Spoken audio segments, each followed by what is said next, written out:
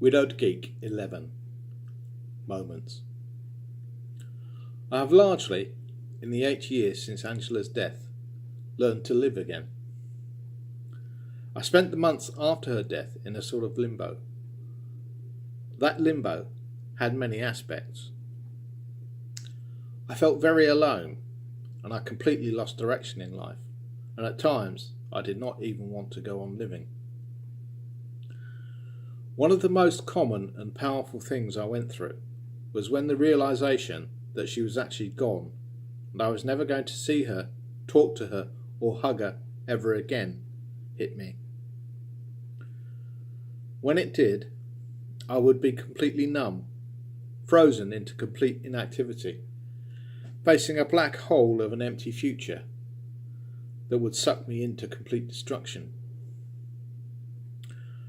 Over time, these moments have become less frequent, and now seem to occur when triggered by a date or an event.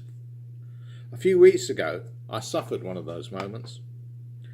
The present I had ordered for my eldest granddaughter's 12th birthday arrived, and as I opened it to check it was correct, my eyes happened to catch a photo of Angie and myself, with our toddler and baby at the time, eldest granddaughters, on our laps.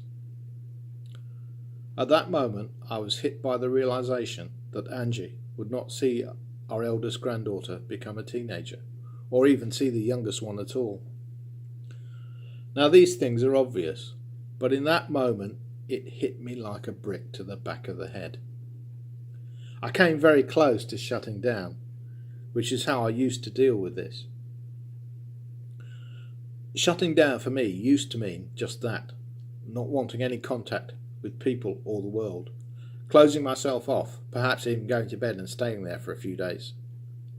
Trying desperately not to think of anything, because all I could think about was that big, depressing empty my life had become. These days, my shutdowns are not as bad. If one hits me, I am very strict. I give myself one whole day to feel the grief. I embrace it as a temporary normality, even wallowing in self-pity. But I strictly limit it to one day of grief indulgence, as I call it. That is not easy. There is a big temptation to continue wallowing. But I know if I did that, that day could easily turn into a week, or longer, maybe for the rest of my life. The darkness of that big empty is very tempting. Not feeling anything again, not being hurt by loving someone, or by feeling anything, pulls you in. It very nearly got me this time, but I turned my back on it and wrapped my granddaughter's present instead.